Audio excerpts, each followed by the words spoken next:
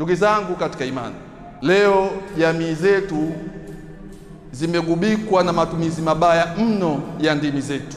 Jamii zetu zimekuwa jamii mbaya mno kwa sababu ya matumizi mabaya ya neema hii ya ulimi tuliopewa na Allah tabaraka wa taala. Kila mmoja ni fundi wa kukosoa mwenziwe, kila mmoja ni mzuri wa kumtusi mwenziwe, kila mmoja ni bingwa wa kumfedhehesha na kumdhalilisha mwenziwe. Thumma latusalunna yawma idhin anin na'im, lakini kumbukeni, mtakwenda ulizwa na Allah tabaraka wa taala siku ya Kiyama matumizi mabaya mliyoyatumia katika neema hii ya ulimi.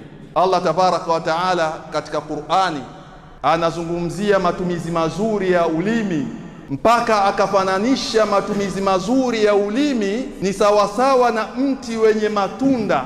Alam tara kaifa dharaba Allahu mathalan kalimatan tayyibatan kashajaratin tayyibatin asluha thabitun wa far'uha fis sama. Hivi uoni wewe Muhammad jinsi Mola wako, jinsi Allah tabaraka wa taala alipopigia mfano wa maneno mazuri ni sawasawa na mti mzuri wenye matunda mazuri. Uoni mfano huo? Allah tabaraka wa taala maneno mazuri yanotoka kwenye ulimi wa mtu anayafanyia tashbihi na mti wenye matunda mazuri. Hapa pana tashbihi, kuna mushabbah na mushabbahun bihi, alafu kuna wajhu shabah.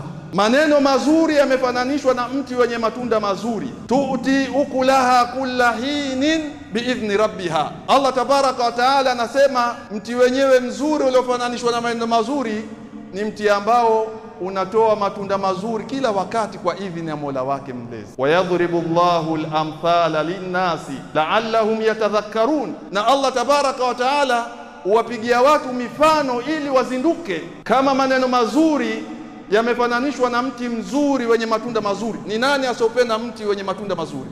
Ni nani asiopenda mti wenye matunda mazuri? Bali mti wenye matunda mazuri ndio unaopendwa na kuwavutia watu, si watu tu, mpaka ndege, mpaka wadudu.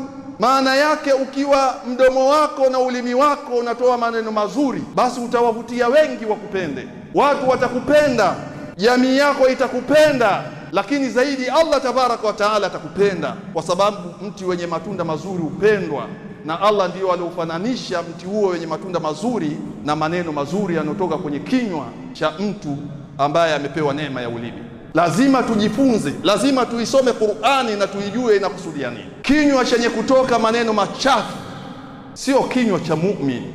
Kinywa chenye kutoka maneno ya chonjelezi sio kinywa cha muumini. Kinywa chenye kutoka maneno ya fitna sio kinywa cha muumini. Kinywa chenye kutusi watu na kuwavunjia heshima watu sio kinywa cha muumini. Laisa almu'minu bitta'an wala la'an wala alfahish wala albadhi, au kama kala sallallahu alaihi wasallam. Na haya yanathibitishwa na kauli ya Mtume sallallahu alaihi wasallam aliposema, si muumini yule ambaye itakuwa kazi yake yeye ni kujeruhi na kufedhesha wenziwe. Si muumini kamilifu.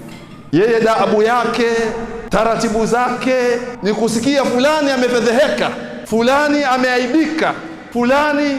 Hii sio katika daabu ya muumini. Muumini ni yule ambaye Allah tabaraka wa taala amefananisha maneno yake na matumizi ya ulimi wake, ameyafananisha na mti wenye matunda mazuri, upendeza, uvutia watu, uvutia wadudu na ndege. Muislamu muumini ni yule ambaye akisema, basi katika kusema kwake ima ni islah baina nas au amrun bil ma'ruf na mingineyo.